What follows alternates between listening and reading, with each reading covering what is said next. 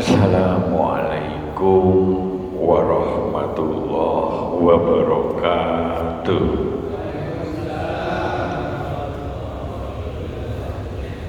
Alhamdulillahirabbil alamin wa bihi nasta'inu ala umuri dunya waddin wassalatu wassalamu ala asrofil anbiya'i wal mursalin wa ala alihi wa sahbihi ajma'in, amma ba'du.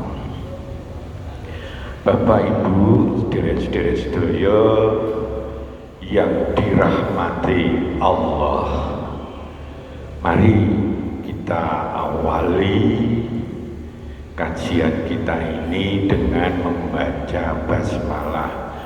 Bismillahirrahmanirrahim.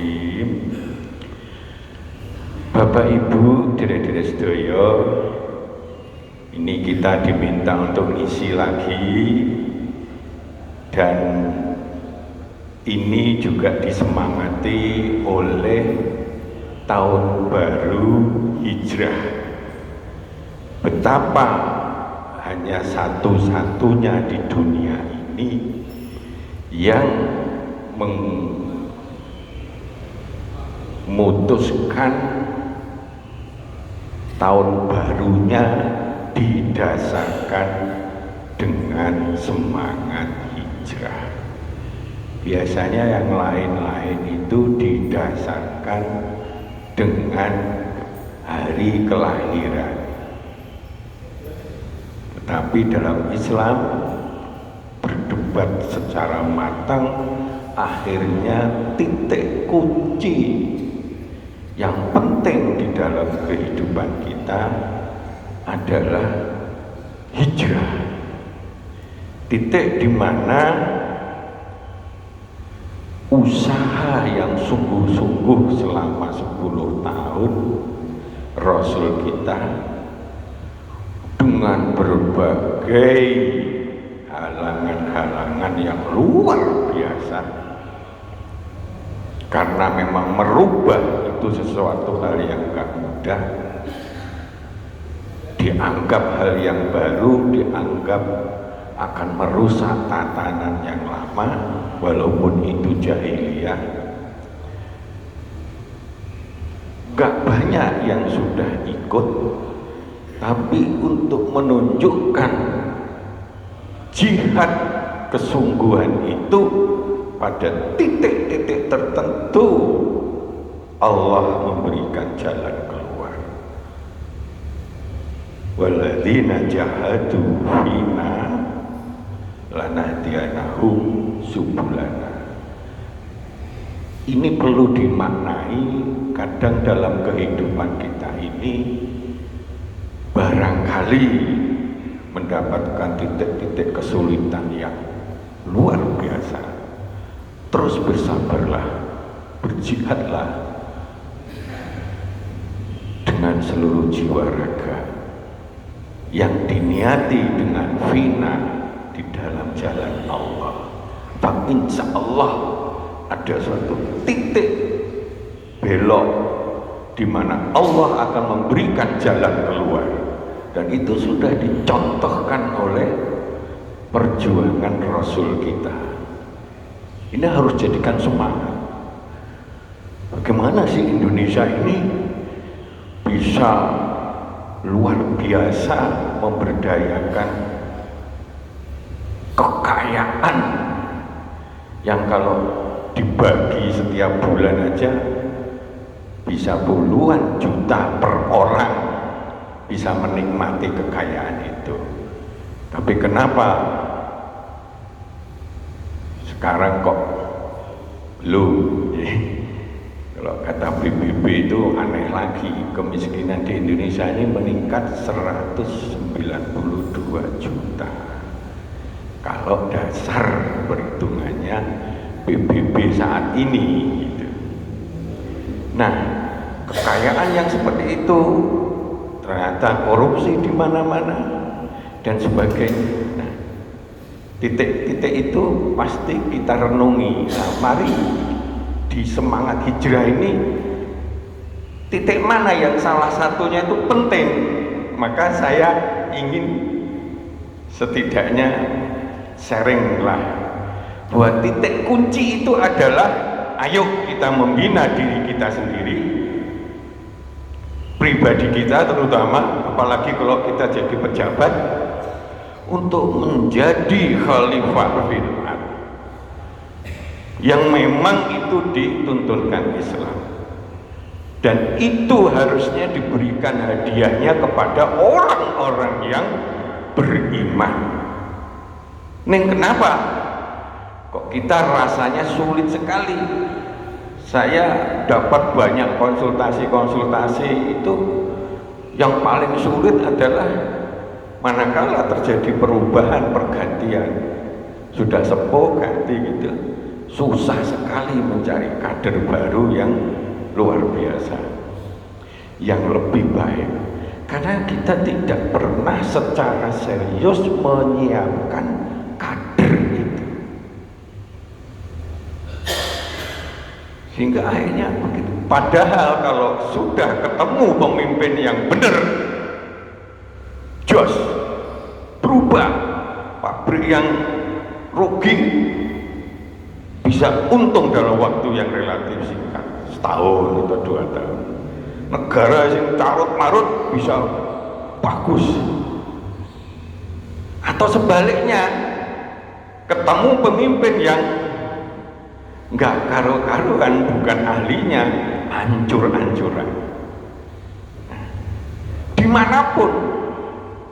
Jadi kita harus tahu bahwa pemimpin itu membawa warna. Kalau di sini bersih, berarti kepemimpinan di sini baik tim maupun pribadi care terhadap kebersihan. Begitu pemimpin di sini nggak care kebersihan, jorok sana, jorok sini, jorok sini. Nah, itu baru bicara kebersihan. Umat kita ini care nggak terhadap pengajian? Karena salah satu kegagalan umat kita ini goro-goro cara dakwah kita ini masih gaya lama, perubahan kompleksitas globalisasi cepatnya luar biasa, ketinggalan, bukan jelek tapi ketinggalan. Kita memerlukan kajian-kajian yang serius, kontinu, sehingga wawasan kita kuat, kokoh, kita menjadi hamba-hamba Allah yang khairah ummah, yang rahmatan lil alamin. Maka strong leadership ini bukan Fir'aun, bukan Hitler, tapi kepemimpinan strong leadership teladan kita adalah Rasulullah. Dia menekankan perubahan-perubahan didasarkan akhlak karimah, didasarkan kebenaran, bukan didasarkan oleh fisik kayak Fir'aun bangun yang luar biasa di situ, tapi didasarkan terhadap nilai-nilai kehidupan. Ini yang kadang kalau kita lihat kehidupan sehari-hari lupa bahwa membangun nilai-nilai kehidupan yang benar, yang maslahat, yang jujur, yang arif bijaksana itu jauh lebih penting dalam Islam untuk membangun peradaban yang bagus. Bukan diutamakan fisik tapi gak karu-karuan, korupsi merajalela dan sebagainya. Nah, maka pada kesempatan ini mari kita paling tidak mengajak kepada panjenengan sedaya, yuk kita kader diri kita menjadi strong leadership. Aku pengen diri saya itu sergap ngaji saiki, pengen setiap sholat wis tak nenggone masjid, pengen belajar adzan, begitu ada kesempatan kosong gak ono uangnya aku tak adzan, welek gak popo, tapi lama-lama kan bagus, contoh gitu. Aku pengen keluargaku ngene, aku pengen anakku ngene, dan seterusnya. Mari kita kader dan diawali dari kita, karena kalau kita ini kepemimpinan adalah upaya mempengaruhi orang lain, diri kita dan orang lain entah anak-anak kita, entah keluarga kita, entah bawahan kita dan sebagainya, untuk kita antarkan, kita dorong, kita arahkan, kita cetak, kita wujudkan cita-cita kita. Maka nomor satu, kalau gaya Rasul, strong leadership kita ini teladannya Rasul adalah keteladanan.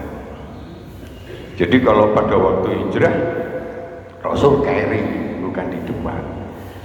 Benek umpamane diantemi gitu itu ya pemimpinnya dhisik yang berisiko paling tinggi karena dia berada di tempat terakhir. Nah, di tempat yang sulit ini mari ada konsep hijrah dalam Islam, di mana kesungguhan kita belum tentu terjadi, tapi sabarlah, berjuanglah terus, cari ilmu terus, dan seterusnya. Lana dianaku subulana. Percayalah, ayat itu yang membuat Allah, dan Allah maha segalanya, gampang. Kalau Allah menghendaki, maka tidak ada kekuatan apapun. Maka pada kesempatan ini kita coba, ini delalah itu jarang dipakai terus keliru, nggak bisa ini ya. Jadi manajemen kepemimpinan yang tangguh dan handal, kekuatan jiwa kita menjadi khalifah, kita sudah diminta Allah menjadi khalifah, itu akan sangat mempengaruhi terhadap diri kita dan orang lain dalam membangun, meraih kesuksesan cita-cita kita yang terbaik. Maka mari kita perkuat terus. Maka ada beberapa titik, mari kita sepakati dalam diri kita. Satu, ayo kita toto hati kita. Nek hati kita api, langkah kita akan api. Hati kita benar, langkah kita akan benar, hasilnya akan benar. Tapi kalau hati kita kotor, boyau kita pakai ilmu sungguh-sungguh, hasilnya akan kotor. Maka mulailah dari hati kita. Nomor dua, mari umat Islam gemar sekali untuk cari ilmu, apa aja yang bermanfaat, terutama yang berkaitan dengan diri dan keluarga kita. Mungkin masalah perekonomian, masalah ini, masalah membina anak, masalah membangun kesehatan, antisipasi kita terhadap kesehatan kita.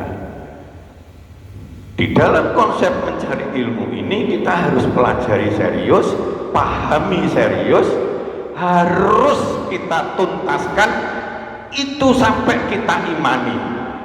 Nek jujur itu gak ajur, jujur itu mujur. Satu sen pun kalau bisa kita tidak ingin kehidupan kita kemasukan barang haram, itu semangati seperti itu. Harus sampai iman, karena dari iman yang kokoh terhadap ilmu yang kita pahami, kita pelajari, maka itu akan menyumber kepada motivasi kita untuk menerapkan ilmu itu secara benar, tidak diakal-akali, tidak dipelintir-pelintir, tidak pencitraan dan sebagainya. Maka karena kehidupan makin kompleks, yuk kita punya konsep berhijrah, berubah step by step menuju yang terbaik, minimal diri kita, keluarga kita, atau tempat kita diberi amanah untuk kita rubah oleh diri kita yang memiliki kepemimpinan yang sudah kita latih, agar lingkungan kita, keluarga kita menjadi keluarga yang step by step lebih baik, khairah ummah, jujur, adil, bijaksana, maslahah, dan menjadi yang terbaik.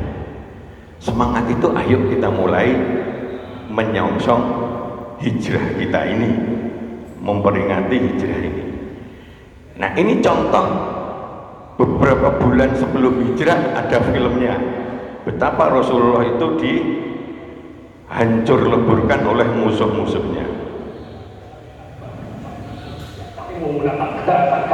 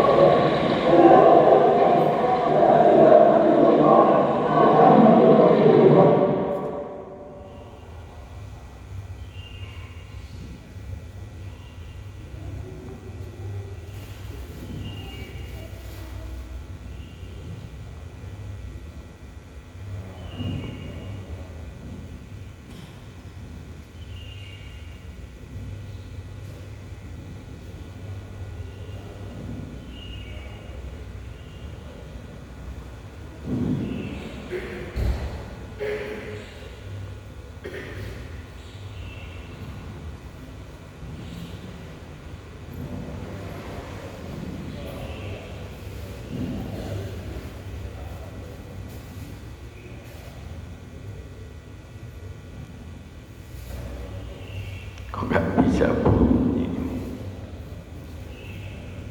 Apa yang salah ini?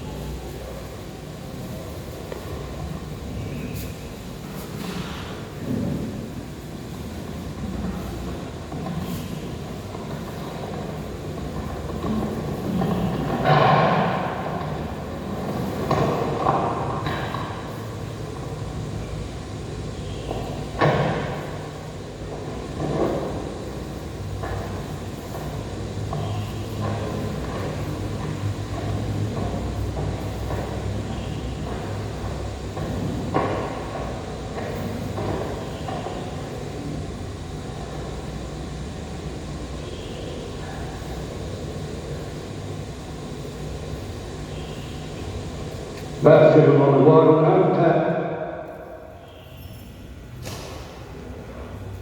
Ininya habis ini, lupa bawa colokan. Ya sudah, nggak apa-apa. Ya mohon maaf. Iki ada jalan.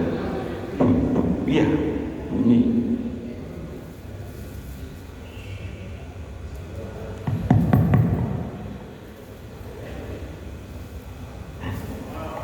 Bisa.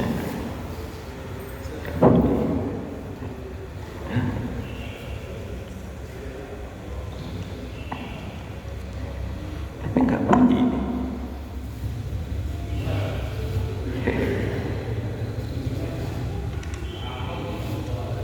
Ya, waiter, maaf, iki lek colokane iku lali nggak bisa. Tapi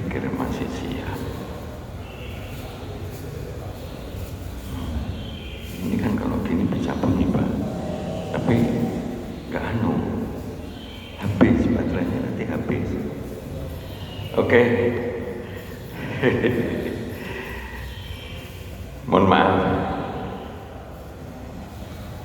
Ininya ngecasnya kurang kuat. Colokannya lupa nggak ke bawah. Jadi nggak kuat untuk disetelkan ke sini. Jadi mohon maaf. Tapi tadi ada gambaran di situ dikuyo-kuyo pemimpinnya Abu Sufyan, Abu Lahab pada saat itu masih kafir, nguyo-nguyo sak bolone kabeh. Begitu kedatangan strong leadership yaitu Hamzah, takut semuanya. Sahabat Rasul yang baru masuk Islam yang sedikit yang dikuyo-kuyo itu ternyata kalah oleh hanya satu orang yang punya karakter kuat dalam kepemimpinannya, yaitu Hamzah. Contoh ini bahwa sebetulnya leadership yang kuat itu sangat cepat untuk membangun perubahan-perubahan dimanapun. Jadi kalau kita melihat Gedung Haji ini pemberdayanya kurang, ya berarti di dalamnya itu kepemimpinannya belum sampai care-nya untuk membina ke arah sana. Perlu ada perbaikan dan itu biasa dalam proses. Dalam pendidikan juga begitu. Kalau itu bagus berarti pimpinannya bagus. Begitu lihat dari depan aja, kok ini kok kelihatannya jorok sana jorok sini, bosnya pasti nggak care sama itu karyawan kok pating celeletan. Begitu masuk ke jeding ono gambar-gambar porno sing gak karo-karoan. Iki nek delok ngene iki beberapa bulan lagi bangkrut pabriknya. Jadi itu semua dipengaruhi oleh sang pemimpin. Nek negara ini korupsinya masih luar biasa, itu tandane elit-elit kepemimpinan kita gak care total terhadap pentingnya memberantas korupsi. Hanya omon-omon mungkin seperti itu. Nah, maka mari kita ini, mohon maaf ya, ini nggak ada jadi nggak ada suaranya ini. Mana emang? Nah, ini sebaliknya pada saat hijrah terakhir semuanya sudah di sana, tinggal nunggu dua noktil, Rasul sama Abu Bakar. Lewat ilmu Allah, musuh-musuh itu ketipu oleh ilmunya Allah yang luar biasa. Di gua itu ada burung, ono endoke di depan pintunya, terus ono laba-laba yang lagi melungker-melungker gawe sarangnya. Enggak mungkin ono wong masuk ning kene. Lah iki aja laba-labanya enggak ubah belas. Artinya ininya enggak rusak begitu. Padahal setelah Rasul datang baru laba-laba itu karena ilmunya Allah gawe sarang di situ. Enggak jadilah. Nek cara Allah menyelesaikan masalah-masalah kita dan sebagainya, itu tak terbatas jalannya, gampang saja. Rasul mau dibunuh wis, pemuda-pemuda wis ngelumpuk gitu ya. Rasul pindah sing kon turu yang namanya mantune, ya kan? Nah, setelah mau dijus begitu, ternyata bukan Rasulullah. Cara Allah mau memecahkan masalah itu gampang gitu.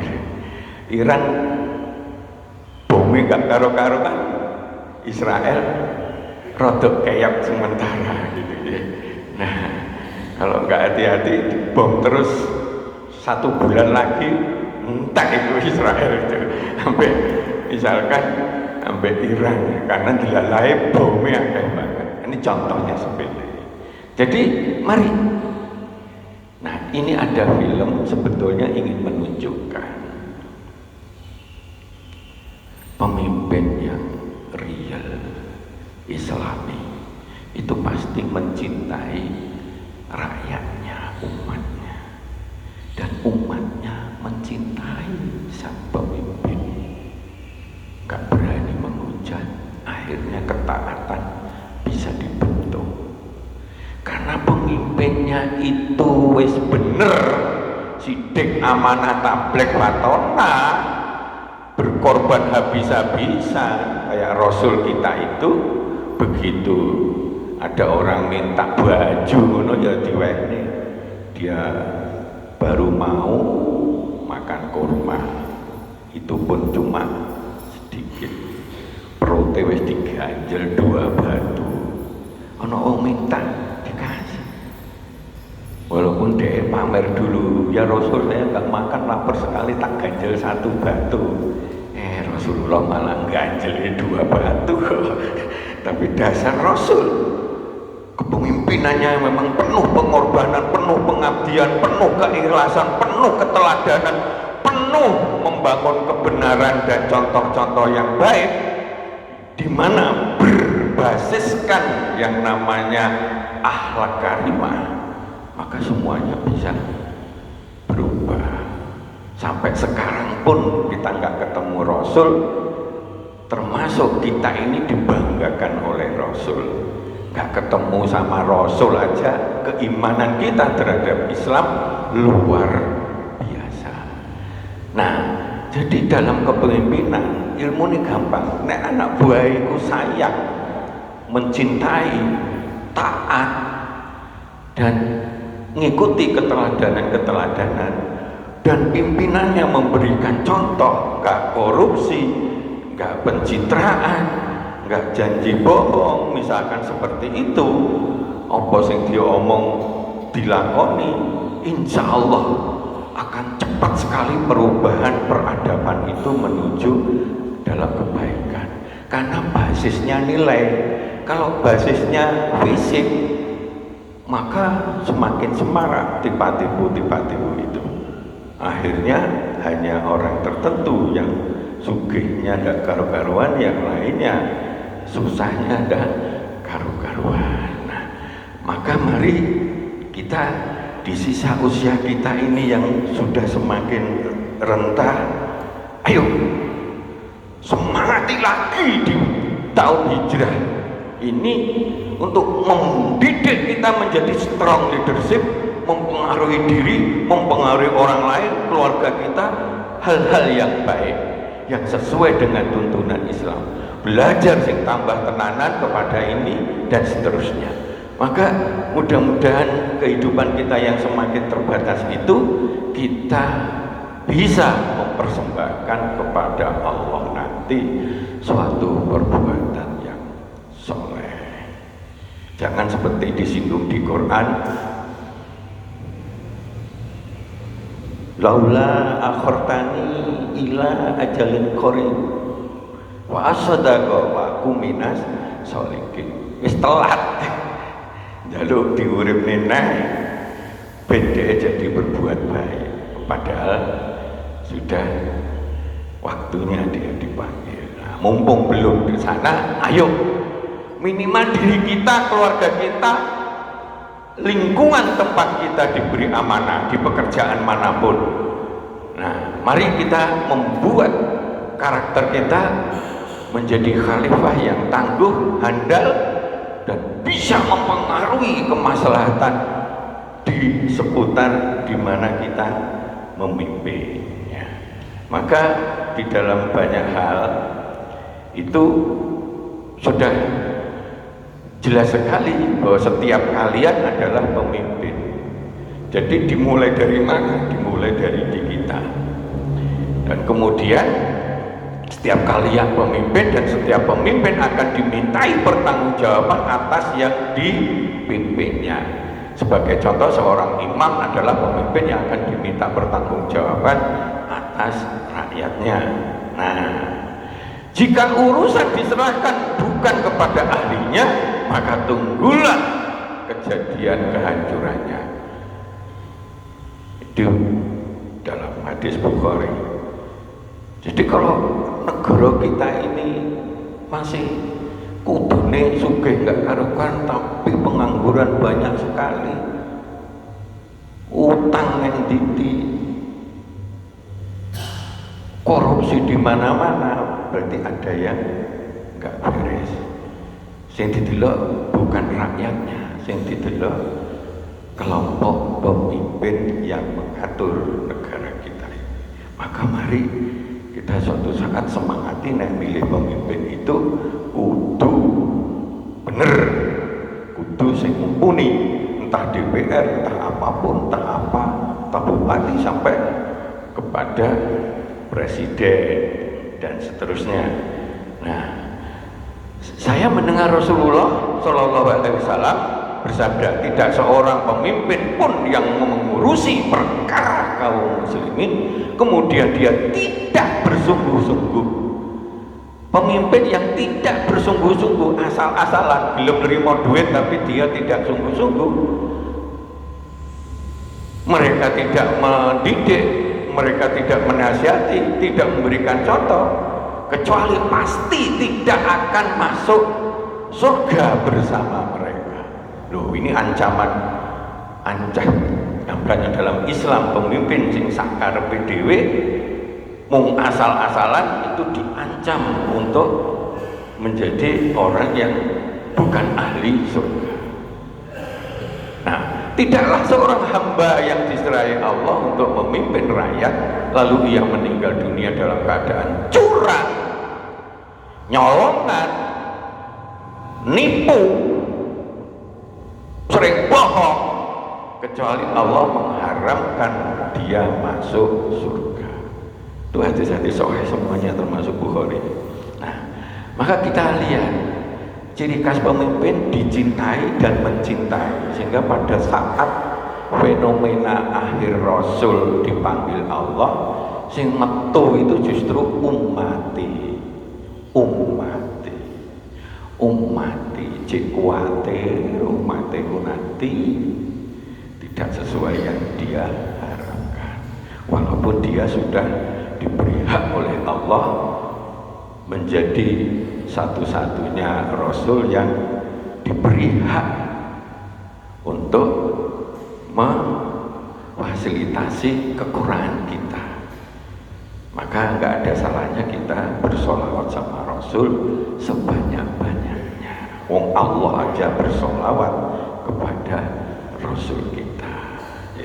Nah, maka pada kesempatan ini, apa sih manfaatnya kita sadar bahwa kita harus mengkader menjadi pemimpin yang tangguh?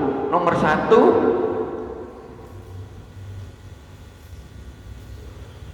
nah ini merupakan kunci yang dahsyat, yang luar biasa dalam mempengaruhi diri kita, orang lain, dalam mewujudkan kesuksesan yang terbaik sesuai yang dicita-citakan. Jadi kunci untuk masuk kepada kemudahan membangun kesuksesan diri kita maupun orang lain yang kita pimpin, itu salah satunya modal dasarnya adalah kepemimpinan kita. Makin kita jujur, makin sering memberi teladan, makin bisa kita contohi terhadap pemecahan masalah dan sebagainya, anak buah itu ngikut-ngikut saja, gampang sebetulnya. Rakyat kita ini gampang diatur, janjane nek kelompok kepemimpinan itu nyontohi sing bener. Nah, menjadi sumber kekuatan yang luar biasa untuk mendorong, menyuburkan segala kebaikan-kebaikan, kemaslahatan, kebajikan yang akhirnya menjadi rahmatan lil alamin. Kan innama buistu utamimah makarinal akhlak. Padahal ujung-ujungnya itu dengan akhlak yang baik itu, maka Rasul itu diperintahkan untuk menjadi rahmatan lil alamin, alias umat Islam ini didesain untuk menjadi rahmatan lil alamin. Nah, maka mari kita latih kepemimpinan kita. Ini memang karena nggak dicek kemarin, barusan dari Surabaya, akhirnya ya kayak gini, ada kekurangan. Memiliki kredibilitas yang tinggi dimuliakan, dipercaya, disayangi oleh Allah, makhluk Allah sebagai pejuang kemaslahatan. Jadi seorang yang mendidik dia menjadi pemimpin yang baik, pemimpin yang andal, pemimpin yang jujur, sidik, amanah, tabligh, fatona, setiap ada tugasnya dia itu terbaik, kredibilitasnya makin memuncak. Biasanya orang jadi hormat. Kalau dia berusaha di swasta gitu, dia dipercayai orang, janji-janjinya dipenuhi dan sebagainya, sehingga dia secara pribadi bisa diangkat derajatnya oleh Allah, kredibilitasnya tinggi, mempengaruhi orang lebih baik. Kemudian dimudahkan, ditolong meraih kesuksesan, kemaslahatan, juga kemuliaan, kebahagiaan, hasanah dunia, hasanah akhirat. Jadi niat kita untuk membentuk diri, meneladani orang, membangun visi-visi yang baik kepada lingkungan dan keluarga kita, ini akan dimudahkan oleh Allah, sehingga keluarga kita kok ya api-api kabeh, sukses-sukses kabeh, taat kabeh, seneng ibadah kabeh, seneng nang masjid kabeh, dan seterusnya, anti korupsi dan seterusnya. Jadi akan dimudahkan oleh Allah. Kemudian orang yang memiliki jiwa kepemimpinan yang tinggi, maka akal, pikiran, hati, fisiknya dia tuh malah tambah sehat. Kenapa? Karena setiap hari dia memikirkan, bergerak sana, bergerak sini, action sana, action sini, untuk melakukan perbaikan. Terus niatnya api, hati yang tenang, yang semangat dalam kehidupan yang baik itu menyehatkan fisik, pikiran, hati kita. Saudara percaya itu? Ada beberapa penelitian yang gitu. Jadi kalau orang itu aktivis di dalam kebaikan, bukan aktivis korupsi maksudnya, itu pasti dia itu pikirannya sehat, hatinya sehat, fisiknya juga insya Allah sehat. Karena dia actionnya itu disertai suatu niat yang baik, sehingga Allah memberikan kekuatan bagi dia. Saya pernah membuktikan itu pada pandemi, gak ada yang berani membantu, nolong, kecuali keluarganya yang sakit itu sama kita. Kemana-mana itu otong rumah sakit ke sana sampai karu-karuan. Alhamdulillah kita nih gak kena pandemi, alhamdulillah. Ini contoh, mungkin diberi suatu kondisi di mana kita memungkinkan untuk sehat. Ini contohnya. Nah, selain itu kita akan mendapat ampunan yang besar, rahmat Allah yang besar, dan ahli surga. Maka jadilah pemimpin, karena pemimpin itu sudah kodrat kita didesain oleh Allah menjadi khalifah, dan Islam membawa kita kepada khairul ummah, suatu ummah yang terbaik. Jadi itu yang kita ingin tekankan. Nah, karena Rasul itu contoh terbaik, di mana tingkat kesulitannya itu luar biasa. 10 tahun tenanan, entek-entekan, bojone barang sampai entek-entekan dan sebagainya. Habis-habisan pagi, siang, malam dia berpikir untuk membangun umatnya. Jik dikuyo-kuyo gak karu-karuan. Maka kita contoh karakter leadership yang strong itu apa? Nek dia sidik, jujur, bener, jejak pikirannya bener, visinya bener, langkah-langkahnya bener, gak main entit-entitan, opo-onoe dan sebagainya, transparansinya bener, dan seterusnya.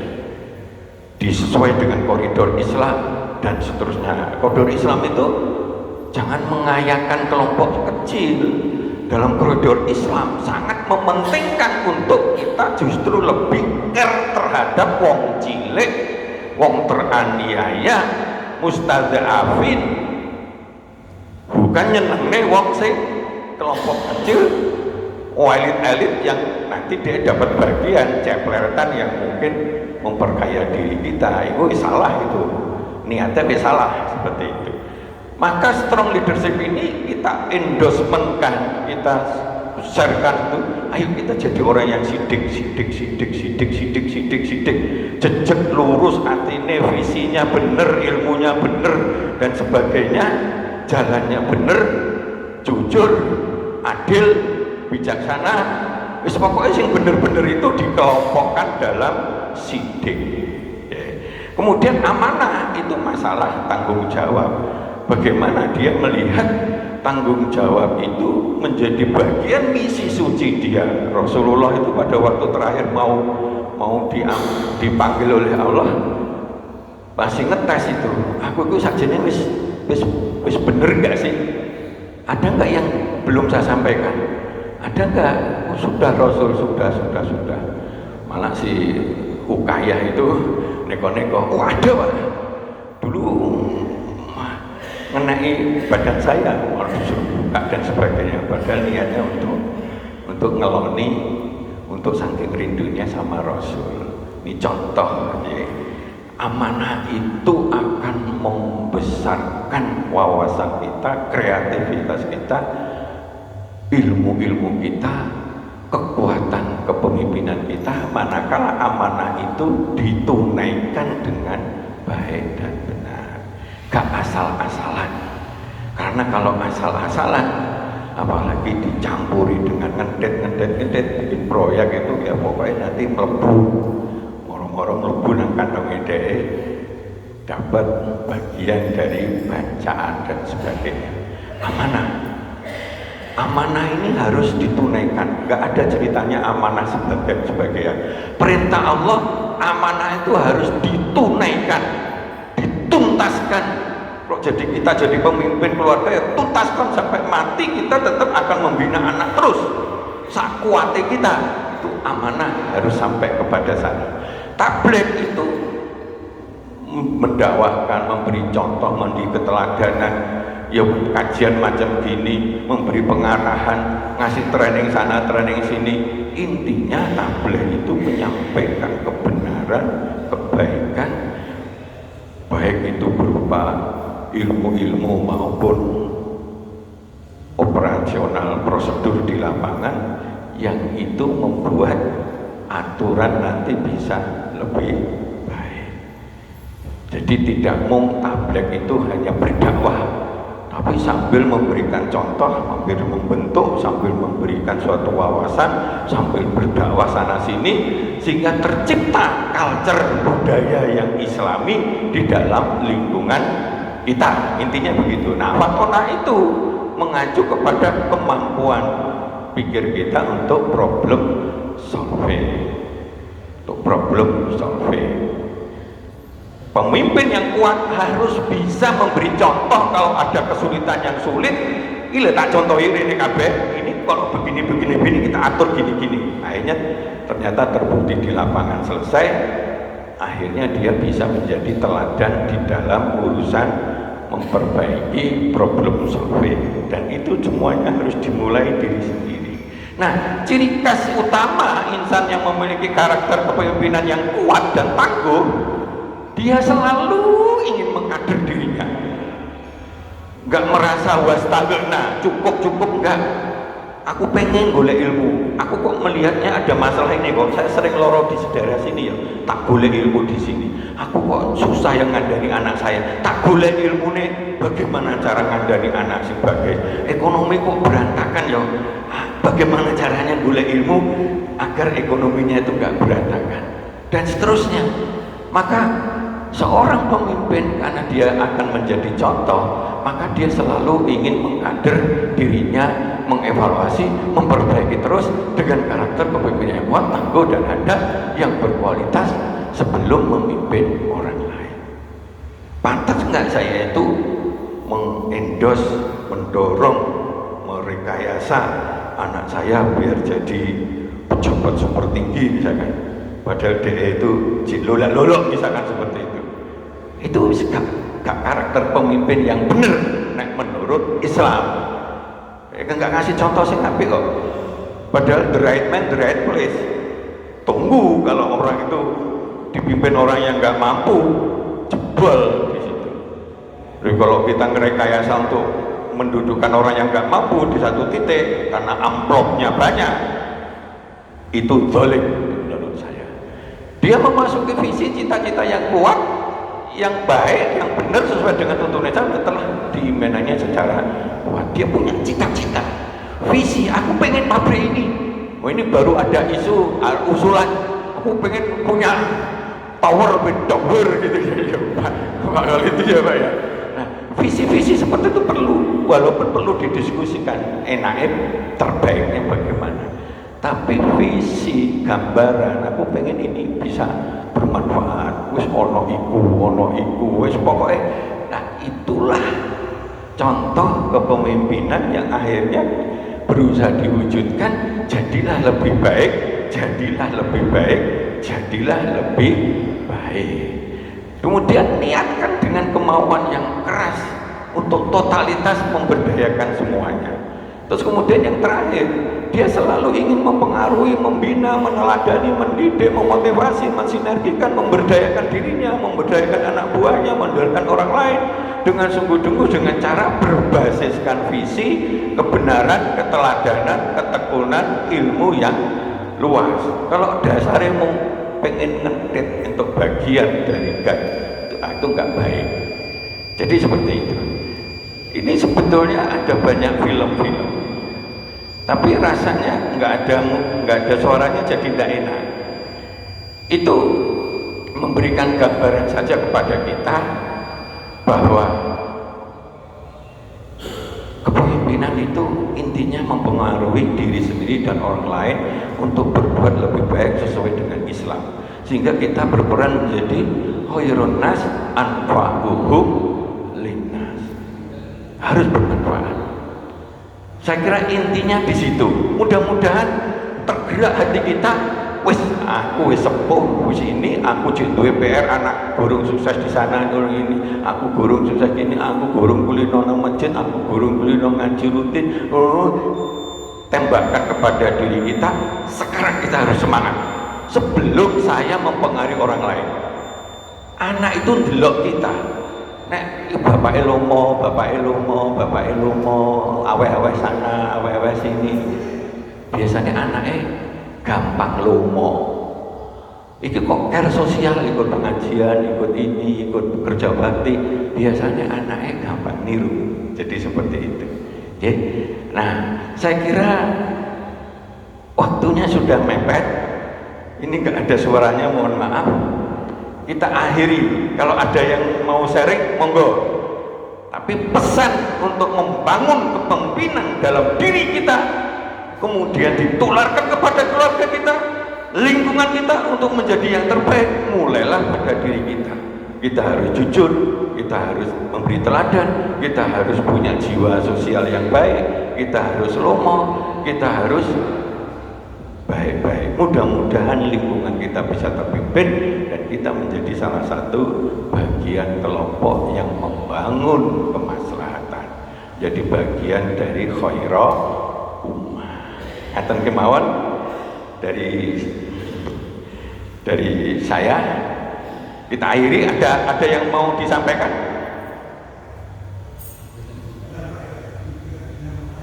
Ada yang bertanya? Mohon maaf, ini kemarin beberapa hari itu saya keluar kota, tak pikir wis penuh, nggak taunya nggak penuh. Monggo. Saya Pak, lebih baik mana pemimpin jujur, adil, dengan pemimpin yang pinter tapi keblinger Pak. Sekarang ini kan banyak pemimpin pinter tapi keblinger, yang jujur kadang-kadang malah ajur. Bapak. Ya. Sing bener itu kalau versi Islam itu ya jujur, adil, bener, pinter. Kayak gitu ya. Nah, tapi membangun nilai-nilai itu lebih sulit daripada membangun physically. Pinter ngakali, pinter sana untuk bangun fisik itu gampang. Mencerdaskan orang itu lebih gampang daripada membangun akhlak karimah. Cobaan nanti kepada anak-anak kita dan sebagainya. Sehingga kalau menurut saya dikotominya, carilah orang yang sidik, amanah, tabligh, watomah, ya jujur oleh, ininya gitu. Sebab kalau uang pinter tapi akhlaknya bejat dan ngakali, secara sistemik akan membuat tatanan kehidupan kita ini rusak, dan itu membangun kompleksitas. Kudu kayak gini, kudu ono ini, kudu ono KPK, kudu ono khusus ini, kudu ono ini, kudu ono, yang sebetulnya enggak perlu sebanyak itu. Nah, seperti itu. Jadi kalau saya boleh memilih, ya jangan memilih nggak iso ngatur, tapi jujur dan sidik. Maka yang namanya pemimpin yang kompeten itu ya harus sidik, amanah, tabligh, fatomah. Harus kita ciptakan supaya kaderisasi ben ngono. Sebab wong jujur, adil tapi gak iso ngatur ya renyuk. Tapi wong pinter ketoke iso ngatur, dipastikan akhlaknya, nilai-nilai kejujuran dan sebagainya hancur. Padahal noto kejujuran, nilai-nilai yang baik itu dalam Islam jauh lebih sulit. Jadi kalau kita ada perusahaan gitu, nyun sewu, kalau dia nyolong, mendingan langsung dibuang aja. Kalau enggak nanti nulari, diomongi, diomeli berkali-kali, enggak kepakai. Karena penyakit hati itu jauh lebih susah obatinya daripada penyakit fisik. Pusing tuh kok obat mari gitu. Penyakit hati itu boleh sadar, tapi habis itu dia nggak sadar, balik lagi. Pengalaman saya kalau ada orang yang nyolong gitu susah sekali. Boyo wis ngaku bolak-balik bikin pernyataan, suatu saat ada kesempatan nyolong karena tidak disertai iman. Nah gitu Pak. Jadi milihnya itu bukan satu sama ini, tapi milihnya yuk kita milih yang bener, ya orangnya jujur, orang ini dan punya kompetensi yang bagus. Ngaten nggih. Ngapunten sudah siang. Matur sembah nuwun, mohon maaf ada kesalahan teknis ini. Terima kasih. Wabillahi taufiq wal hidayah. Wassalamualaikum warahmatullahi wabarakatuh.